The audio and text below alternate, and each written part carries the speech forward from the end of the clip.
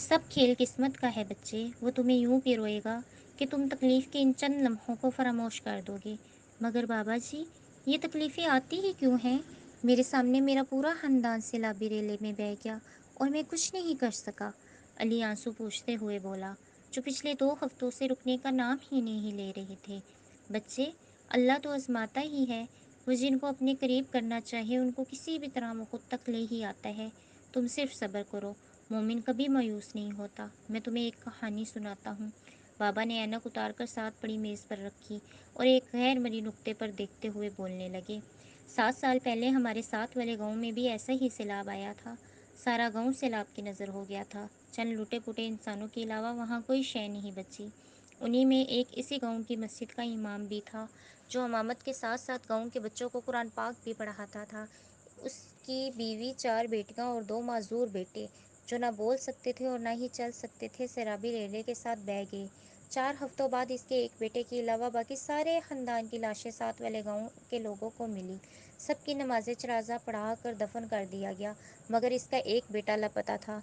इमाम मस्जिद इसलिए ज़्यादा फिक्रमंद था क्योंकि इसका बेटा माजूर था। अगर वो ज़िंदा था फिर भी वो खुद से हिल भी नहीं सकता था। वक्त गुजरता गया, दिन, हफ्ते, महीने और फिर साल।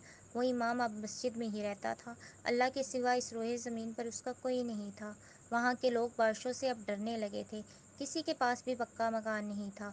कुछ लोगों ने अपनी मदद आप के तख्त मिट्टी के घर बना लिए थे और बाकी सब लोग अभी तक सुराहों में ही रह रहे थे।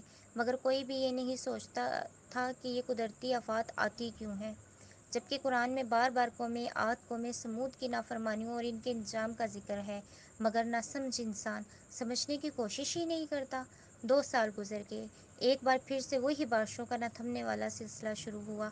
अभी पिछली तबाही के असरात भी मुकम्मल तौर पर ज़ाहिर नहीं हुए थे कि वो खौफनाक और मुनाज़िर फिर से रोनमा होने लगे। अब की बार इस इमाम के पास अपनी जान के अलावा खोने को कुछ नहीं था, फिर भी अपनी ताकत से बढ़कर लोगों की मदद करने में मसरूफ़ रहा। फिर एक दिन पूरे गांव को गांव खाली करना पड़ा। सब लोग अपने आसूदा दिल के साथ गांव खाली करते गए।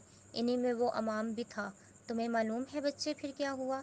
अली, जो नहायत मुहैयत से बाबा की बात सुन रहा था, अचानक सवाल पर जीत गया। इतने में बाबा खुद से ही बोलने लगे। वो अमाम पंजाब के एक गाँव में रहने लगा। वहाँ भी वो मस्जिद में अमामत के फ़राइज़ सर अंजाम देता रहा। इसी गांव में एक आदमी रहता था जो लोगों की मदद करने के लिए मशहूर था। वो ज़मींदार था और खुदा तर्स भी। रोज़ाना मस्जिद में आता था, मगर कभी इमाम के साथ बैठने का मौका नहीं मिला। इसे अपने एक मुलाजिम से इमाम की रवादात पता चली, तो उसने उसके बेटे के मुतालिक मालूमात हासिल करना शुरू कर दी। आखिर 5-6 महीनों की कोशिश के बाद वो इमाम मस्जिद के बेटे तक पहुंच ही गया, जो एक फलाही इदारे में था और इलाज की बदौलत पहले से काफ़ी बेहतर था। इन 6 माह में वो हर रोज़ इमाम के पास आकर बैठता था, मगर कभी इसे ये नहीं बताया कि वे उसके बेटे की खोज लगा रहा है। एक दिन अचानक वो इसके बेटे को इसके पास ले आया। तुम जानते हो बच्चे, बाप से मिलने के 15 दिन बाद वो लड़का मार गया। इसकी सेहत भी बेहतर थी, मगर कुदरत के फैसले पर वो अमाम फिर से सब्र कर गया। कोई गिला नहीं, सिर्फ सब्र। जानते हो बच्चे, वो अमाम कौन था? अली ने नफ़ी में सर हिलाया। मैं था वो, जो एक लंबी मुसाफत तय करने के बाद यहाँ मौजूद हूँ। अली को हैरत ने आ घेरा। कितना सब होने के बाद भी इस कदर सुकून कैसे है इनके पास, जो उसने झिझकते हुए पूछ ही लिया। पापा इसके सवाल पर पहले तो मुस्कुराने लगे, फिर तवक्कुफ से बोले, बच्चे, जब रब के फैसलों पर राज़ी रहना सीख लिया जाए, फिर दिल बगावत नहीं करता। मैं ये नहीं बोल रहा कि तुम रोना छोड़ दो या अपने घर वालों को याद ना करो, ऐसा तो मुमकिन नहीं है, मगर तुम दूसरों को इस दुख से बचाने की कोशिश तो कर सकते हो। हर साल सैलाब से लाखों घर तबाह होते हैं। इसकी वजह सिर्फ बारिश नहीं है, इंसानों के गुनाह, बिदआत, शिर्क भी है। मैं अकेला क्या कर सकता हूँ बाबा? यहाँ कोई किसी की नहीं सुनता। हर कोई दूसरे पर फतवे लगाने को तैयार बैठा है।